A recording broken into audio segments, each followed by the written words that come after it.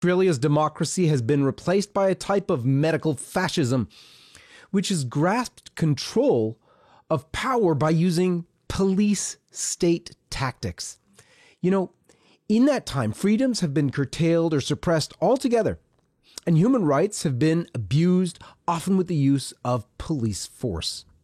Now, we've watched mothers arrested in their homes in front of their children, police kicking citizens to the ground, stomping on their heads, pepper spraying old ladies. Brutal enforcement. And the situation just continues to deteriorate, so much so that our friends down under are now asking for our help.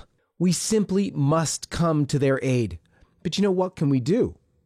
Well, one young lady who organized protests against the tyranny, she was arrested, of course, and I spoke with her parents while she was in jail for over 20 days. And when I first spoke with Monica Smith shortly after her release, her fighting spirit was undaunted. And now she's calling on the world to help. She's calling on the rest of the world, sort of like an SOS to the world. Australia is the tip of the spear in all of this COVID tyranny. They are the experiment which, when complete, comes to our countries as soon as they can work out the kinks in the Australian experiment. So it's time to come to the aid of our brothers and sisters in Australia. We have to do that, yes, for our brothers and sisters there, but also for ourselves, because we know they're the experiment and what goes on there is coming here. We've got to help them to fight it. So at noon on December the 4th, in cities all over the world, protests will take place at Australian embassies. Look for the city closest to you at lifepetitions.com, where in addition to the demonstration location, and it's always at noon on December the 4th, you can sign a petition to the Australian ambassador asking for these things. You want to end the lockdowns in Australia, end police brutality in Australia, end mandatory vaccinations in Australia, and restore the freedoms of speech, assembly, and travel in Australia. Let's do this. And now, here to talk about the latest in Australia is Monica Smith herself. Stay tuned.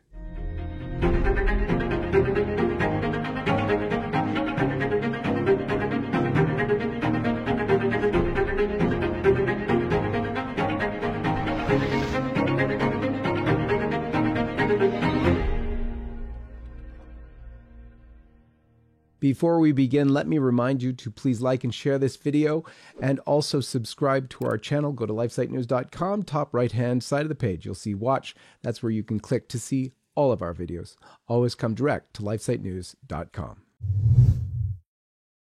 Monica Smith, good to be with you. Oh, thanks for having me back. It's great to be here. So, really momentous times we're going to get into in just a moment. Let's begin as we always do with the sign of the cross. In the name of the Father, and of the Son, and of the Holy Ghost. Amen. Well, Australia is blowing up all over the place. In the news, we see massive demonstrations, but also just an unbelievable crush. Please give us the latest of what's happening now in Australia. Well, in Victoria is where I am, so I can give you the most updates there. We were in a really harsh lockdown for the last 2 months. And of course, overall, Victoria has been called the most lockdown state in the world. So we've gone through a lot here. Just recently, things have opened up more or less, well, only for the vaccinated, of course. So there's a complete apartheid at the moment. So I can, I may be vaccinated, but if I'm not willing to show my certificate, I can't go to the gym, cafes.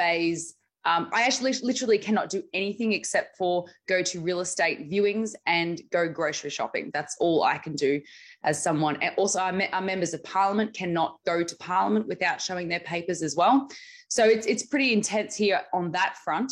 Does that include religious services, by the way? Absolutely, yes. Wow. And religious exemptions don't exist here in Australia because we do not have a Bill of Rights here. Our rights are absolutely not here at all. The court systems have declared that we don't have a Bill of Rights, so it's fine to mandate injections. That's correct, yeah. That has happened in the last month or so with some court cases. So we really need to work on that if we can get some good control in Parliament. But that's happening on that front. But because there has been a high vaccination rate, of course, because of coercion, there has been a sense of a false sense of freedom given to at least Victorians anyway. So things have opened up for the vaccinated, of course. But there's a new bill going through Parliament in Victoria. It's called the Permanent Pandemic Legislation. It's as bad as it sounds. Basically, the state of emergency is what enables the government here to have all these restrictions, right? And it ends on 15th of December, and they can't actually prolong it in any way. So they have to come up with a new legislation, and that's what this is.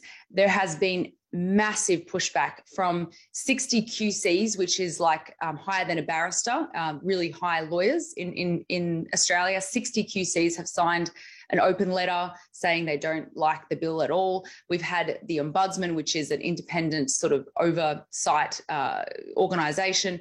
We've had other lawyers. We've had tons of pushback on this bill. And then on top of that, for the last week, Victorians have been sleeping at Parliament, first ever in history. It's been beautiful to see the community coming together. But also last Saturday, there was a protest of 130,000 people. And just keep in mind that Victoria only has 6 million, population. So that's a lot. And some experts say for every one person at a protest, there's 10 at home that agree with them. So if that's the case, that's over 1/6 of Victorians disagree with this bill. And it's really great because it's bringing left, right, black, white, Catholic, Christian, Muslim. It's bringing everyone together, this bill. So I find that a really positive thing. Just amazing. In terms of what is going on in Australia, give us some of the details as to what this permanent emergency legislation would actually do. For me personally, I would be in a lot of trouble because anyone can be detained for up to 2 years based on their characteristics, attributes, and circumstances. Yeah. And there's no definition as to what that means and who decides what is good or bad in terms of those characteristics. So basically, it seems like it gives the Premier, Daniel Andrews, the ability to imprison anyone based on their actions. So anyone that has gotten a COVID fine before would probably be on that list and could be taken to prison anytime they want. Force tested, force injected. It doesn't say with what, by the way. So over a 2-year period, who knows what else could come out that they want to test and inject you with. And there's also no punishment for police if they enter your house unlawfully, if they don't have the right documents, if they don't have search warrants. There's no punishment. So there's no liability for any law enforcement for making mistakes in this regards. On top of that, if a individual breaks a COVID restriction, they can be fined up to $90,000. Businesses up to $200,000. So in American, that's about 60% of that. So 50,000 and 110,000 or something like that. So a lot of money, enough to stop people from breaking COVID restrictions. That's for sure.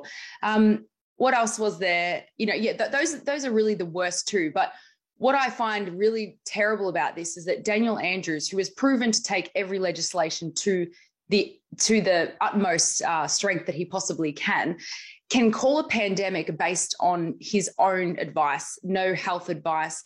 And, his health advice is questionable now anyway. But the fact that there's not even that oversight with this bill, if there's a cough in Iceland, Daniel Andrews could say that Victoria is in a potential pandemic and they need to shut down. He could suspend elections because he could say that it's a public health risk to go out and vote.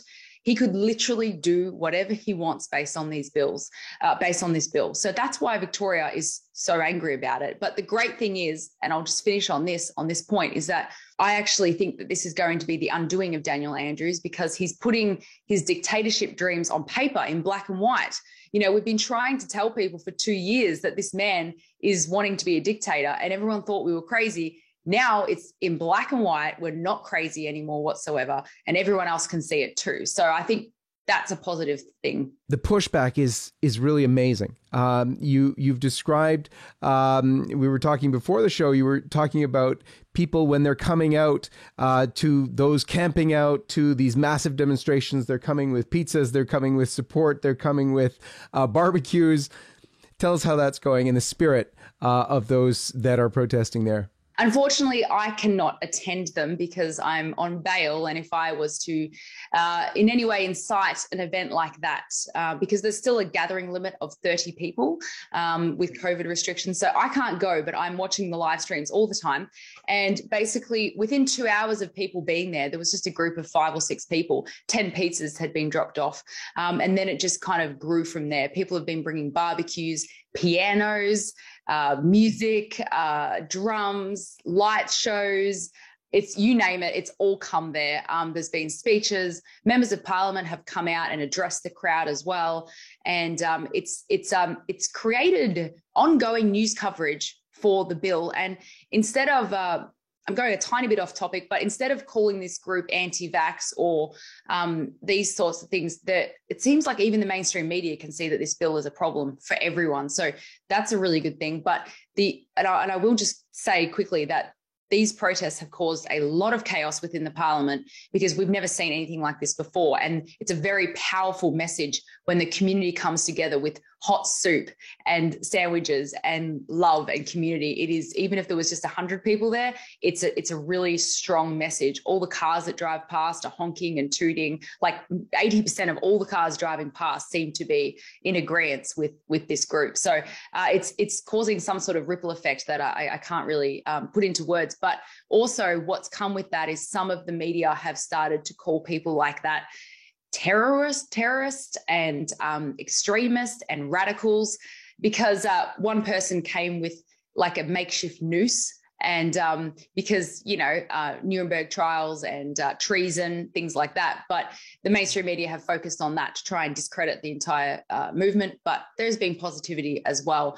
But yeah, it's ramping up from anti-vax to terrorists. So quite a big jump there. Just to remind everybody, why are you locked down? I know if they watch the former show with you, they'll know, but why are you not allowed to go? Yeah, so I was charged with 2 counts of incitement, inciting people to break the COVID restrictions, which, you know, shouldn't even be a potential criminal charge, but somehow they've found a way to criminalize influence when it comes to anti-COVID narrative. So I'm not allowed to incite people to break the CHO directions as part of my bail. Luckily, that's all my bail conditions were. As you may know, they tried to shut me down completely, my opinion, and also they tried to give me a curfew from 7 p.m. to 6 a.m. every single day. But of course, I spent 22 days in prison, appealed those bail conditions, and now my bail conditions are pretty minimal, but they do stop me from going to these protests. Although there is a bit of leeway. Some people say I could probably go, but I don't want to fall into their trap because I can't really do anything behind bars. So there's still a 30-person limit based on the COVID restrictions. And that's why I can't go, because I could be seen to be breaking my bail, and that would be bad. Okay. So what are you doing? You were such a monumental leader in all of this. You caused, a lot of what's going on right now. You brought to the fore yourself. How are you taking this sort of forced sequestering of yourself, unable to go to these demonstrations? What are you doing right now? It's pretty hard. The first couple of protests were really difficult for me to stay home. But then I realized that it's actually just selfish, me wanting to go to the protests, because one person going to the protest isn't going to change anything for everyone, for the whole event in itself. But it would change a lot for me because I would have a lot of fun. And it's kind of like working really hard all year and missing the Christmas party. You know, we've been in lockdown for so long that going to these protests is like it's like the reward for all the hard work. So I just want to go. But I can do a lot more behind my computer than I can on the ground, actually. So I've accepted that. And everyone understands it as well. And my fiance, Morgan Jonas, he is also runs a show 4 nights a week, and he goes to every event and he always speaks and things like that. So I kind of feel like I'm represented by him, and everyone knows that, and of course asks a lot of questions about me. So obviously I feel like my human rights have been affected with these bail conditions, but it's just part of my sacrifice for the freedom of others. And that's how I see it. And it's been a lot easier since then. There'll be a massive protest today, and there's always a lot of people live streaming. So I watch in my living room and I just hooray along with everyone else. And I almost feel like I'm there And people obviously hold signs of my organization, Reignite Democracy Australia, some even with my face. Last protest, someone gave a hand painting to my mum of me. So, I'm there in spirit and everyone feels that. So it is what it is. That's awesome. And by the way, congratulations. The last time we spoke, that fiance had not materialized yet. So congratulations to you. Yes. The ring got upgraded because of prison. So it was totally worth it. I don't suggest it, though, to any women out there. Excellent. Now, you have called for something really special, and I think very, very important. LifeSite is assisting in whichever way we can. In fact, we have a few campaigns going out to different countries to assist you in this campaign. We described it a little bit in the intro, but I want you to get into what are you calling for? What do you think will come out of these demonstrations? And what's the necessity for it, both for Australia and for the world? Well, thanks for letting me talk about it. And thank you so much for supporting it. I'm very humbled by that. Thank you. Basically, the definition of insanity is to do the same thing over and over again and expect a different result.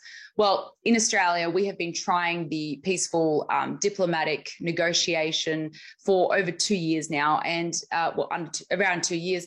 And it just hasn't really worked. The vaccine mandate has come in. People are doing things they don't feel comfortable with. And in that respect, I feel like a little bit like we failed. But I think we were up against something a lot bigger than what we thought. And maybe it was naive to think we could actually stop it. So I thought, you know what, if this isn't working, maybe we need to appeal to the world.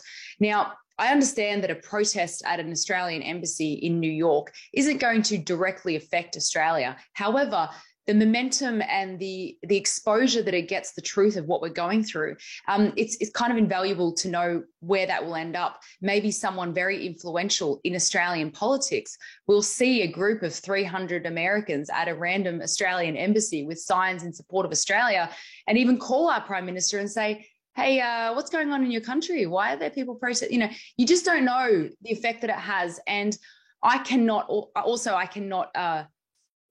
organise events in Australia because I will go back to prison if I do that. So I thought, well, you know what?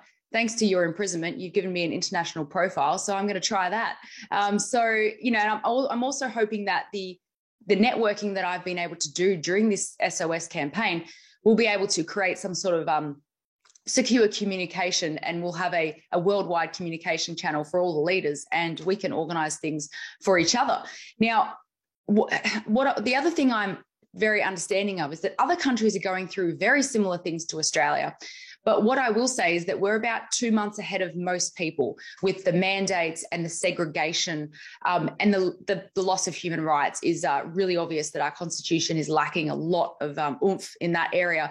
So I would say to the world that I understand that we're all going through problems, but Australia is the tip of the spear. A lot of people have said that. And the reason for that is that we're an island. We're segregated, we can't really run away, and we're just a nice folk. So we were pretty easy to do this test on.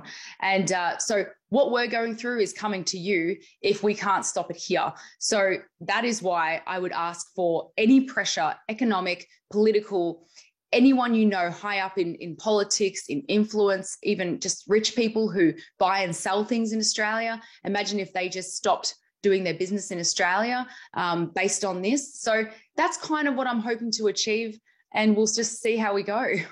It's absolutely needed to really look. Australia, I think everybody knows, is the tip of the spear. We're seeing other countries come to just today. Austria actually decided to make a mandate as well, a universal mandate. They've booked appointments for everyone in the country. Those who haven't still have booked appointments to get their COVID shots. Unbelievable. Blocking people from even grocery stores. They're starting to do this. So really, absolutely necessity to fight this. And that's why I would encourage all of us to December the 4th, get out to the Australian embassy, wherever you are, go to the major city. If you go to the Reignite website, you'll see some of that. Do you have much of the international protests on your site, or is that being housed elsewhere? Yeah, so we're hoping to have a list of the countries that are getting involved, but really the countries are managing the platforms and the promotion for their own events Great. with their own channels. Yeah. Great. Yes. Well, if you go to lifesitenews.com, you'll be able to find that information both for Canada and the United States. As well, we're trying to organize in different countries as well. This is so essential that this message gets out, that we are there to support our Australian brothers and sisters who are really experiencing this hell, because we know it's coming to us as well. Monica, thank you for your time and coming and speaking to us. I know you're very, very busy. Any parting words for the world as Australia fights for freedom for itself and for the world? Well, anyone who does go to the Australian embassies, I'm very humbled by your kind gesture. Thank you so much. It means a lot to us, and I can't wait to see the footage and things like that. And if you can't get down there, then please pray for those who are, and just support us in that way. And, you know, it was probably similar to my last parting comments, but, well, actually, no, it's a bit different. It's really important that we all decide where our line in the sand is. You know, what are we not willing to cross? What are we not willing to do? What are we willing to die for? I know it sounds dramatic, but guys, we're kind of in a war here. It just doesn't look as bloody, and it's not in your face, but it's a war nonetheless. So I think it's really important that we all decide where our line is, what we're willing to die for, because that gives us a lot of peace, because we know we're not going to do that, or we're not going to do this. Start figuring out where your line is, and you'll be at peace, and you'll be a lot stronger, and you'll love the person you're becoming by doing that. So that would be my lasting message. Awesome, Monica. That's great. Coming from someone who's spent 22 days already in jail for this, it's not far-fetched at all to recognize what stand you're going to take that you would die for. And may God bless you, Monica. You too. And God bless all of you. We'll see you next time on The John Henry Weston Show. We have been warning everyone who would listen and attempting to build up alternative platforms to continue to reach you. We have established ourselves on all sorts of platforms I'm going to explain in a minute, but the most important thing to do is come direct to lifesitenews.com, because there we will always be. But we've also established ourselves on platforms like Parler and MeWe, and our videos can be found on Rumble as well. We would love to see each of you on those platforms too, as they are not censoring or suppressing the truth that we are sharing every single day. More than these alternative social media platforms, we highly encourage you to subscribe to our email newsletter. We have really built up a large list of loyal readers on our email marketing platform, and we have prepared several backup plans for, well, I want to say if, but it's really when, we are removed from our current platform as well. Additionally, I really encourage you, as I said before, to make it a regular habit to go directly to lifesitenews.com. Make it your homepage. While all of these different platforms are an excellent way to curate your news, going directly to our website means that you will never encounter any censorship or sudden loss of LifeSite News reporting. Here's the thing. We will never stop sharing the truth. We founded this organization with the mission to be the life, family, and culture source for men and women who seek to know the truth. We have established a track record of honest reports, and this will never stop, even with censorship happening around the globe. Again, I'm encouraging you to join us on Parler, MeWe, Rumble, and on our email list. You can find all the direct links in the description of this video. May God bless you and keep you, and we are so thankful that you've chosen to follow and support LifeSite News. I'm John Henry Weston, co-founder and editor-in-chief of LifeSite.